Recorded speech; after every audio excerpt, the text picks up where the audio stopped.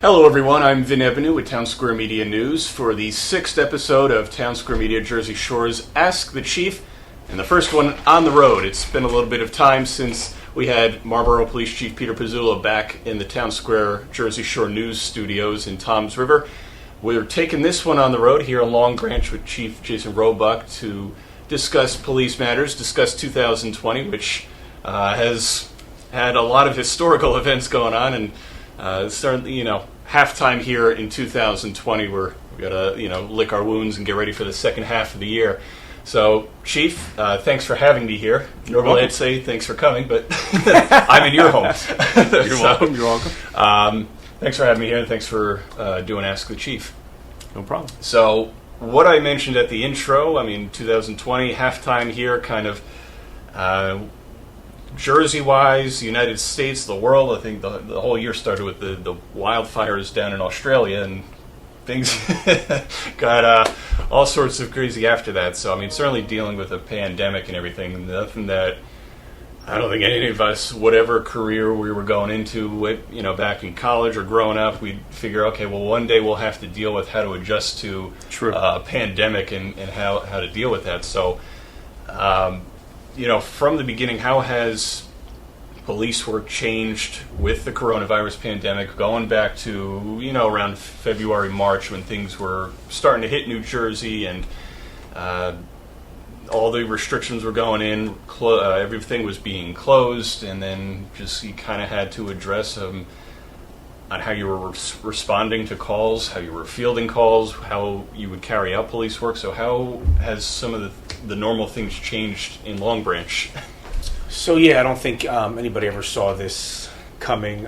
25 years, obviously I've never had to deal with anything like this, and either did anybody else. So things have changed a lot over the last 4 months. We're usually a very open and outright, we meet with people, we do a lot of outreach, we do a lot of work with the people that live here, and obviously a lot of that came to a screeching halt sometime in March. City Hall's been shut down to visitors, we've been shut down downstairs where we work. City Hall's reopening actually in about 2 weeks, finally. So it changed the way we do things. It changed the way the cops responded to calls. We took a lot of reports over the phone. We still are. When this started, we were getting ready to roll out an online reporting function.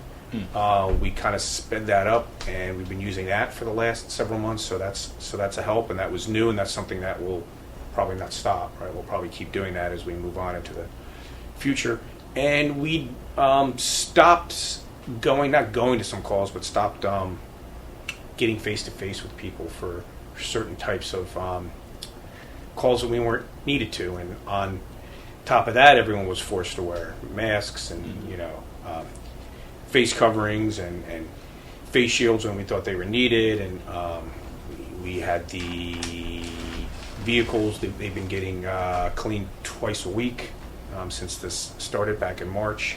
Happy to report that so far I'm not going with we haven't had anyone get the virus here. Good. Of the 80 something officers that are currently working, we haven't had anybody, at least that we know of, get the virus. No one's been sick.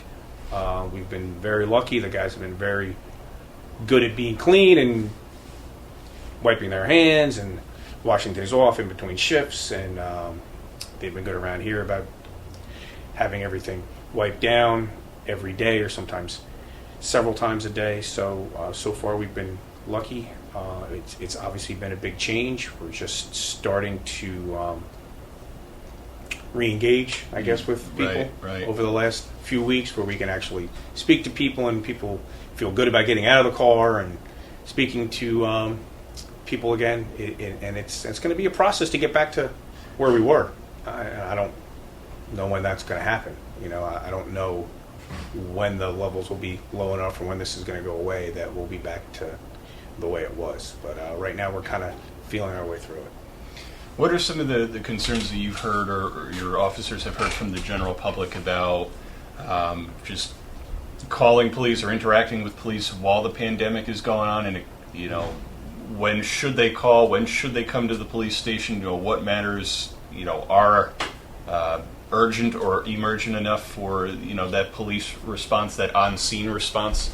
Right. So in the beginning, in the first couple of months, probably March, April, even into May, our calls for service dropped a lot, probably around 30 to 40%. I'll tell you, our crime rate did not drop all that much because I think crime is going to happen, and if the crime is that serious, people are still going to get on the phone and say, "Hey, I need the cops here." Right. So a lot of the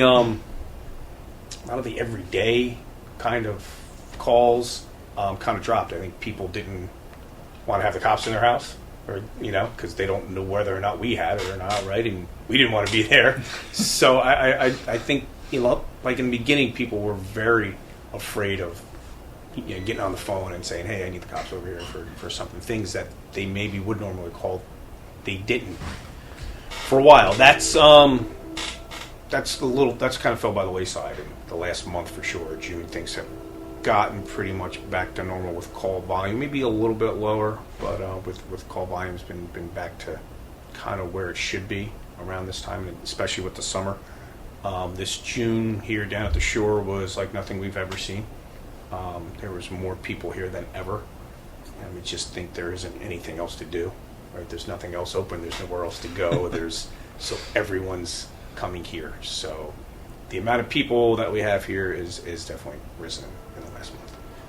And we're still in phase 2, and I think to your point earlier, who knows how long that'll last before we even get to phase 3. Right. But with certain things open now, beaches and boardwalks across the shore, and certain restaurants for outdoor dining, to the chagrin of some of the restaurants you can't do indoor dining. Right. But in policing that, with people excited to get out and about again after being in quarantine for 3 months and not being able to do much, now they can go out to the beaches and boardwalks. Do you have to add extra patrols this summer to make sure people are abiding by the restrictions? And we got a train going by. So that's going to be good on that. Somebody's interested in enforcing those restrictions from the governor's office, on top of certainly monitoring for the normal crime or anything else that you would typically doing without a pandemic in place?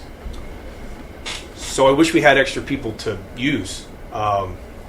We don't. In fact, we have less people than we normally have this summer. So we hire a bunch of Class 1s and Class 2s specials for our summertime to help with the influx that we get here in the summer.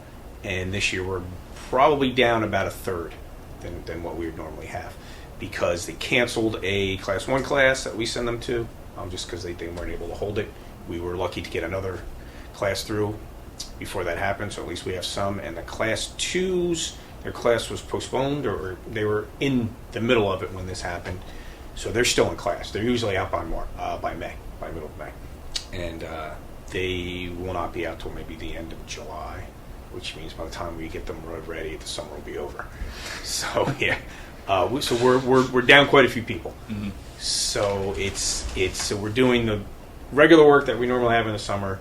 We have a mass influx of people here this summer because there's nothing else to do.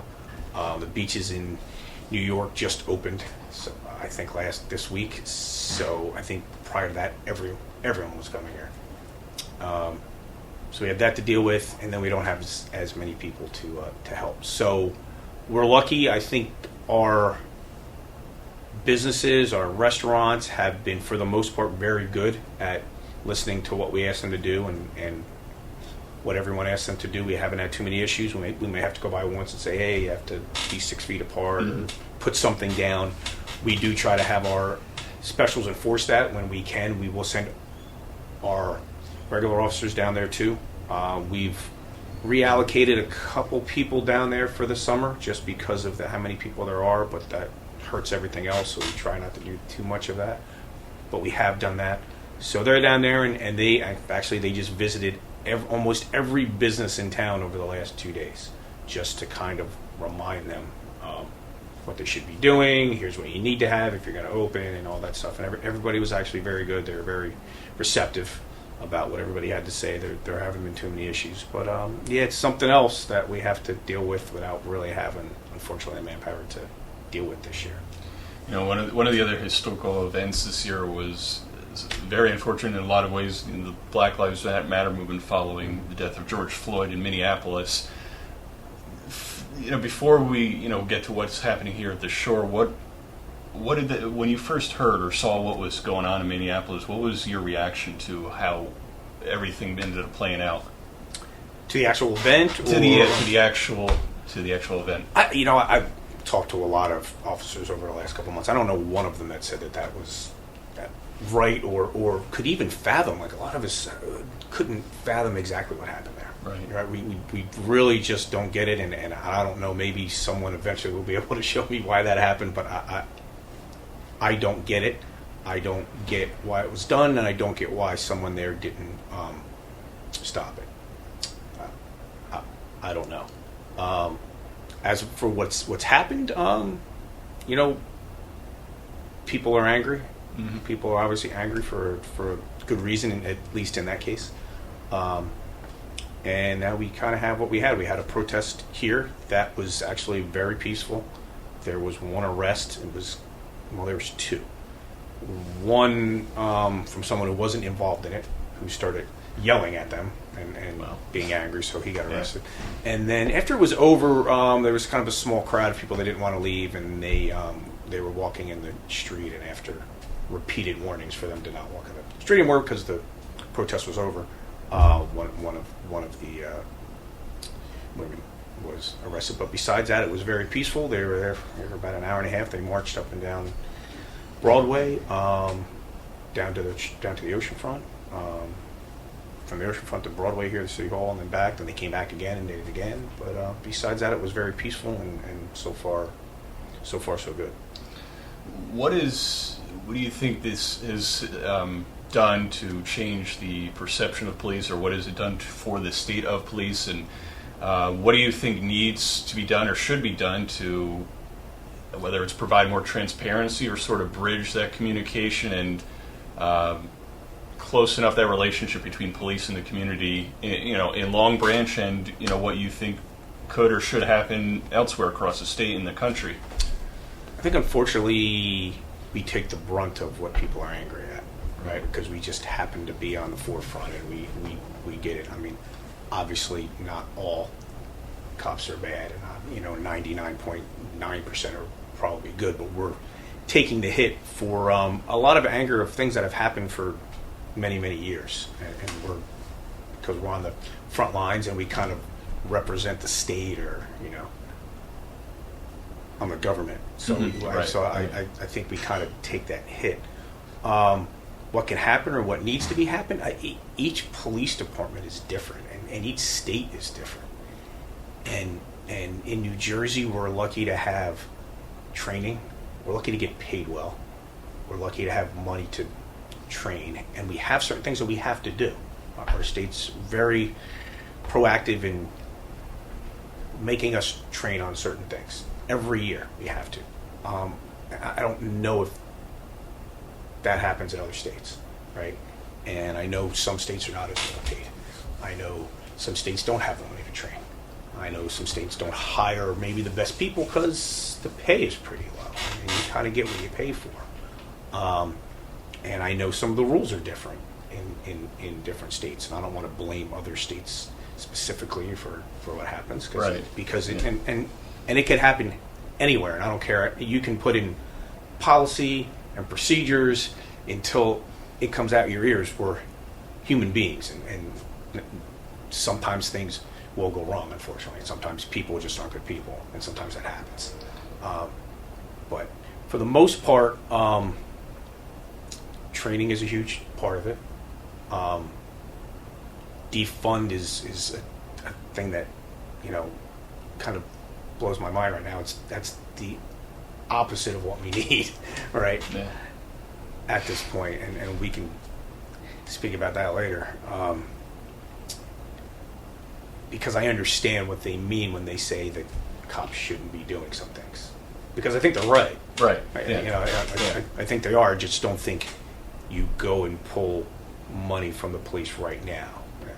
If you want to do that, and if you want to have other people respond to things, that's going to take a while set up, and maybe 20 years down the line you can start doing that, or as you set things up, because change takes a while. So what needs to happen? What needs to happen is what's always need to happen, right? Transparency to a point. You can't let out everyone's personal information and personal things that happened and why they're in trouble for everything. But yes, you need to be transparent to a point. Accountability. You have to be accountable for your actions, but I think that goes both ways. I think we have to be accountable for our actions, right? Especially when we do something wrong. But there are people that don't react well out there when we ask them to do something, or we tell them to do something, and they need to be accountable for their actions also, because some of these things don't have to happen. It's just people don't want to listen for whatever reason, and that's happening more and more, and it puts us in a bad spot. And the last thing is, you need to be involved with the people that you work with every day. Your community, we have been doing that here since I got hired here 25 years ago.